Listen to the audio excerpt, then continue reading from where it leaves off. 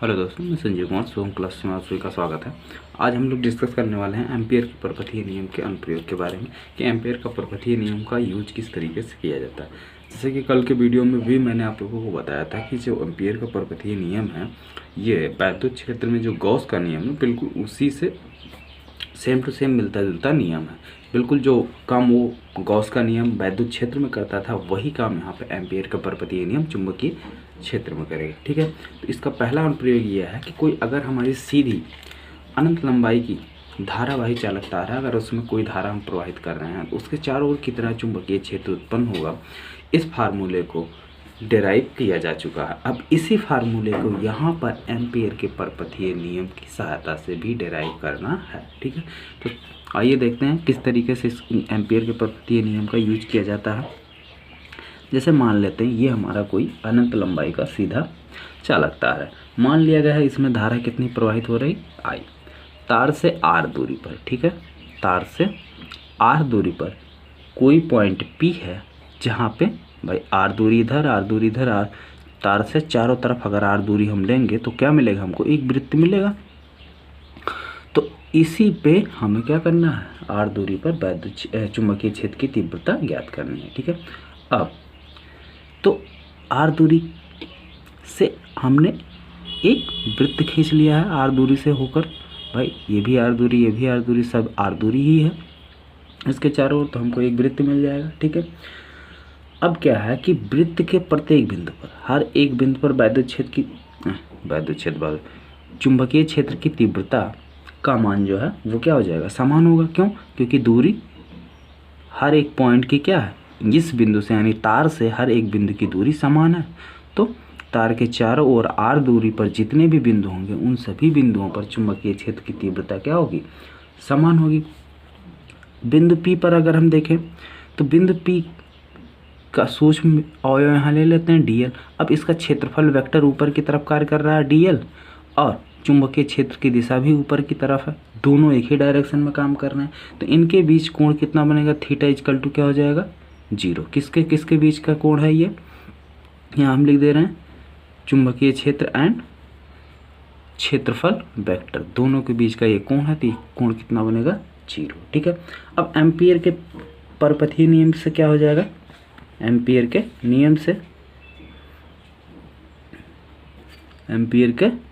नियम से integration of b dot vector v dot vector dl equal to mu 0। ठीक है, अब यहाँ पे I जो है क्या, हमारी जो I है इस वृत्त से घिरी हुई क्या है, धारा है, क्योंकि I इसी के अंदर क्या है, फ्लो हो रही है। और ये दोनों, और वेक्टर B और वेक्टर BL दोनों का डॉट प्रोडक्ट कितना हो जाएगा, B dl cos थीटा। ठीक है, अब थीटा की वैल्यू यहाँ पे 0 और cos 0 की वैल्यू कितनी होती है, 1। तो क्या आया हमको, इंटीग्रेशन ऑफ B dl, ठीक है, इक्वल टू क्या मिला, म्यू 0 I। अब क्या है कि ये इसमें से देखो V कांस्टेंट है, B को हमने लिया बाहर, अंदर कितना है dl equal to mu 0 I। ठीक है, अब dl को इंटीग्रेट करेंगे यानी dl जोड़ते जाएंगे तो क्या मिलेगा, पूरा वृत्त की परिधि मिलेगी, और वृत्त की परिधि होती कितनी है, 2 pi r, b into 2 pi r equal to क्या हो जाएगा, म्यू 0 I, या b इक्वल टू क्या मिलेगा, mu 0 I by 2 pi r। यही जो है क्या है, कोई अनंत लंबाई का सीधा धारावाही चालक तार है, तो उसके कारण R दूरी पर स्थित बिंदु पर चुंबकीय क्षेत्र की तीव्रता का फार्मूला है। ठीक है, इतना मात्रक क्या होगा इसका, वेबर। बीमा क्या होगा, इस चैप्टर के फर्स्ट लेक्चर में मात्रक और बीमा दोनों को डेराइव किए मैंने करवाया था और डिस्कस भी किया था कि इसको किस तरीके से निकाला जाता है। अगला जो अनुप्रयोग है वो, अगर लंबी कोई परिनलिका है तो परिनलिका के भीतर चुंबकीय क्षेत्र कितना होगा उसको कैसे कैलकुलेट करते हैं, तो उसको भी देखिए ध्यान से। जैसे मान लीजिए ये हमारी कोई धारावाही परिनलिका है, ठीक है, ये एक लंबी परिनलिका है जिसके ऊपर तार के फेरे क्या हैं, लपेटे गए। परनलिका बनती कैसे, इसके बारे में आप लोगों को पता ही है, थोड़ा सा उसके बारे में बता देते हैं कि परनलिका जो है एक कांच की या कागज़ की खोखली पाइप होती है, उसके ऊपर तांबे के पतले पतले, तांबे का या कोई भी तार, पतला पतला तार सटाकर जो है लपेट दिया जाता है, ठीक है। और ये इस तरीके से हमारी परनलिका जो है तैयार हो जाती है। तो मान लेते हैं ये जो परनलिका है इसके प्रति मीटर लंबाई, या ऐसे कह सकते हैं कि अगर 1 मीटर परनलिका है हमारी, 1 मीटर लंबी, तो उस 1 मीटर में तार के कितने फेरे हैं, n, ठीक है। प्रति मीटर फेरों की संख्या कितनी है, प्रति मीटर फेरों की संख्या इक्वल टू कितना है, n। मान लिया गया है कि प्रति मीटर फेरों की संख्या जो है वो हमारी n है, और इसमें I एम्पियर की धारा बह रही है, ठीक है। और एक चीज़ मान लेते हैं कि माना एक आयताकार पथ ABCD है, जिसकी भुजा AB परनलिका के अंदर यानी परनलिका के अक्ष के बिल्कुल समांतर है, ठीक है। और भुजाएं BC, BC और CD, AB ये होगा आपका C, ठीक है। भुजाएं BC और AD ये परनलिका के लंबवत हैं, ठीक है। परनलिका के अक्ष के लंबवत हैं। भाई देखो AB परनलिका की अक्ष भी यही है, इसके समांतर आपकी AB है, और जो हमारी BC और AD है ये परनलिका की अक्ष के लंबवत हैं, ठीक है। और भुजा CD जो है, CD परनलिका से बहुत दूर है, परनलिका के बाहर काफ़ी दूरी पर स्थित है। इस भुजा पर परनलिका के कारण चुंबकीय क्षेत्र जो है वो बिल्कुल नगण्य मान लिया जाता है, यानी इस भुजा पर परनलिका की वजह से जो चुंबकीय क्षेत्र होगा वो क्या हो जाएगा, नगण्य, यानी ना के बराबर मान लिया जाता है, ठीक है। जब परनलिका काफ़ी लंबी होती है और आयताकार जो बंद पास है हमारी परनलिका के किसी किनारे के समीप नहीं है, यानी ये जो आयताकार हमने पास लिया है ये दोनों क्या हो, पास पास ना हो, तो ऐसी सिचुएशन में जो हमारा चुंबकीय क्षेत्र है AD और BC ये क्या है, बिल्कुल एक दूसरे के परपेंडिकुलर है, ठीक है। परपेंडिकुलर एक दूसरे का मतलब इसके परनलिका के अक्ष के लंबवत हैं। इसको हमने पहले भी बता चुके हैं कि जो हमारी भुजा AB है ये परनलिका के अक्ष के समांतर है, ठीक है। लिख देते हैं AB जो है शॉर्टकट में अक्ष के समांतर, ठीक है। और BC और AD लंबवत हैं, ठीक, क्लियर होगा। अब आयताकार बंद पास, भाई एम्पियर का जो परपथीय नियम है वो बंद लूप के लिए लगता है, किसी भी बंद पाथ के अलावा, ठीक है। अगर एम्पियर के परपथीय नियम के कथन को यानी उसका जो स्टेटमेंट है उसको अगर आप लोग देखें तो वहाँ पर क्या लिखा है कि किसी भी बंद पास के अलावा, ठीक है। तो आयताकार पास ABCD में एम्पियर का परपथीय नियम लगाने पर, एम्पियर का परपथीय नियम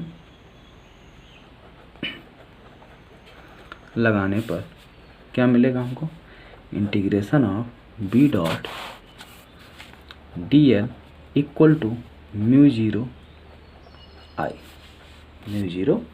ठीक है, आयताकार बंद पास के लिए। अब आयताकार बंद पास में कितनी धारा मानी गई है प्रवाहित हो रही, I, ठीक है।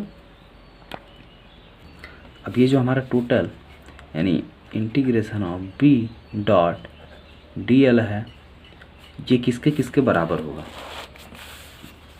इंटीग्रेशन ऑफ A से B, A से B, A to B vector B dot vector DL plus B to C, integration of B to C vector B dot vector DL plus integration of C to D vector B dot vector DL, ठीक है, plus integration of D to A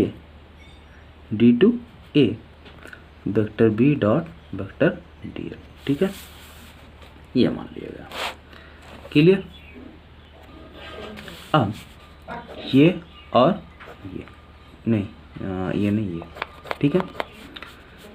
ये और ये यानी BC और AD ये क्या है, अक्ष के बिल्कुल लंबवत है। ये भुजाएं हमारी क्या है, अक्ष के बिल्कुल लंबवत है। तो इसके अगर वेक्टर B और वेक्टर DL की बात की जाए तो ये दोनों एक दूसरे के क्या है, लंबवत है। यानी यहाँ पे थीटा का मान जो है वो कितना 90 डिग्री है, यहाँ भी थीटा का मान क्या है 90 डिग्री है। ये AB जो है आपका अक्ष के समांतर है और ये परनलिका की अक्ष है, इसके समांतर AB है और इसी के समांतर हमारी CD भी है। लेकिन ये दोनों क्या अक्ष के लंबवत है। यानी इन दोनों भुजाओं के एलांग वेक्टर B और क्षेत्रफल वेक्टर DL इन दोनों के बीच का एंगल जो है वो क्या हो जाएगा 90 डिग्री होगा। तो जब 90 डिग्री हो जाएगा तो cos 90 इक्वल टू क्या हो जाएगा 0 हो जाएगा। तो यानी ये दोनों हमारे क्या हो जाएंगे 0 हो जाएंगे। सिर्फ मिलेगा हमको क्या, integration of A to B vector B dot vector DL plus integration of C to D। ठीक है, यह अब भुजा हमारी जो CD है ये परनलिका से क्या है दूर है। यहाँ पर भी चुंबकीय क्षेत्र को क्या है B को क्या है नगण्य माना गया है। ठीक है, यहाँ पर भी चुंबकीय क्षेत्र को नगण्य माना गया है। ठीक है, चूंकि CD परनलिका से दूर है,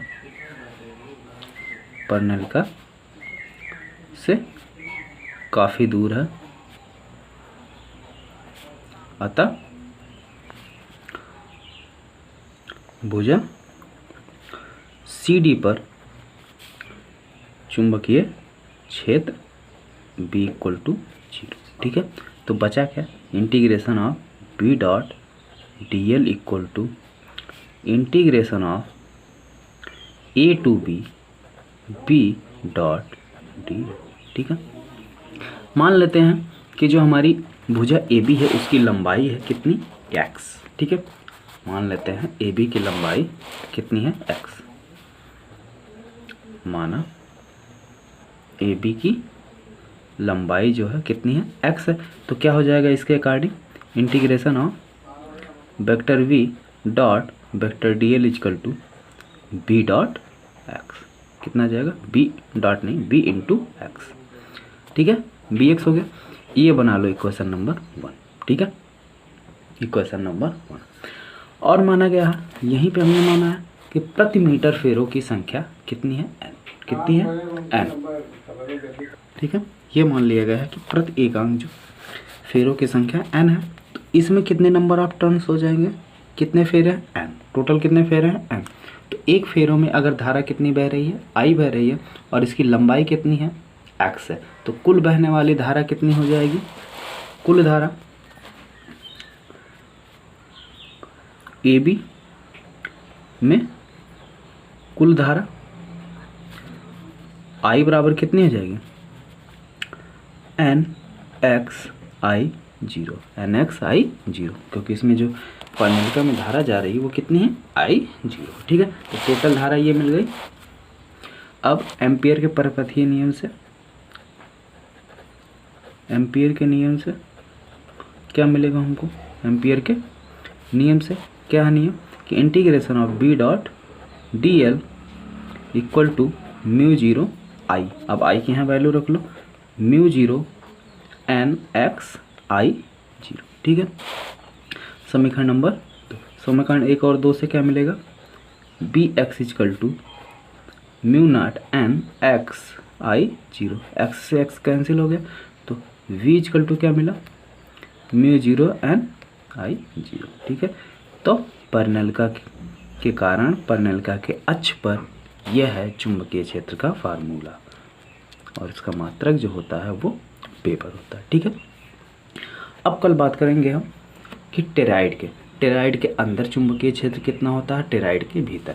तो अगर हम टेराइड की बात करें तो टेराइड क्या होता है कि अगर एक जैसे ये हमारी कोई लंबी सी परनलिका है, इस पर क्या है, ये ऐसे लंबी सी परनलिका है, इस पर तार ऐसे क्या किए गए हैं, लपेटे गए हैं। ठीक है, अब इसी परनलिका को मोड़ कर जो है हम क्या करें, एक वृत्त बना देते हैं, तो क्या बन जाता है हमारा टेराइड बन जाता है। और टेराइड कैसा होता है, इस तरीके से होता है। ठीक है,